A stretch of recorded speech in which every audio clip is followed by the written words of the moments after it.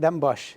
سروکی امریکای دونالد ترامپ شوابوری را گاند که ایران پلانک جبو ریکفتنک شاندیه و اوی پیداچونک لدوروی بکه. سروک ترامپ لسر پلاتفورما ترو سوشل گوت از دمک نزیک دا پلانا نویا که ایران جمره شاندیه بنرخینم لنکارم خیال بکم که اوی ورق قبول کرن جبر که وان هنجی تیرا خواه بدلین مزن ندانه لبرانبر تشتین که وان ده 47 سالان ده لدیجی مرووهی و جیهانی کرنه.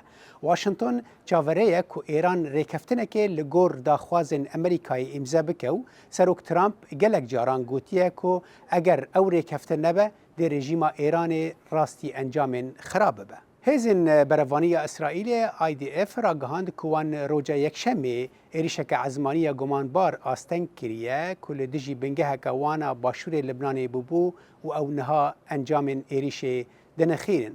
IDF ده پوسته که ده لسر اکسه ده بیجه ایرو یکشنبه چند درون حزب الله لنزیکی هرما که هزین وان لید خابتین کتن بی که کشتی یان بریندار هبن. IDF هر وها دیمن ویدیویی لباشور لبنان وشاندنو ده بیجه هزین لیوا 401 تونلک به درجه نزیکی 8 متری ویران کر. IDF را گهاند که دو چکدارین حزب الله لباشور خطاب پاراستنه یا پیشکتی که جبو لشکرین IDF گوه راست بون هاتنه کشتن. مهراب عبدالله زاد جوانکی کرد 27 سالی که ده خوپیشاندان جن جیان آزادی دا هاتبو گرتن جعالی کومارا اسلامی ایران و هات داروکرن.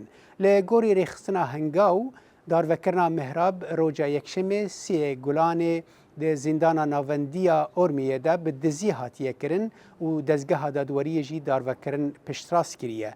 هنگاو ده بیجه 7 کردین دن نهاد بن مترسیا جدیا داروکرن دانه لإيراني. لگوری رخصتن مافین مروان دناف دجی امنستی انترنشنال ایران پشتی چینه دویمین ولات هری مزن داروکرنه لجیهانه. ایرو روجا آزادیا روزنامه‌گری جهانیه و ده و درباره دا رخصتنا پیامنیرین به سینور در راپورت خدا نشان به ویکی دایه که با جاره یکم ده 25 سالان ده جنیویز تر ولات جهانی نها ده کوین کاتگوری دجوار آنجیا پر جدی یا آزادیا روزنامه‌گریه او ده بیجه 5 نشانین که جبو نرخاندن آزادیا روزنامه‌گری لسرانسری جهانی تنه بکارانین که جنگه آبوری قانونی اولهی سیاسی و جواکی جبو روزنامه‌گری دیار دکن نشان قانونی ایسال کمبونا هری زیده دیتیه.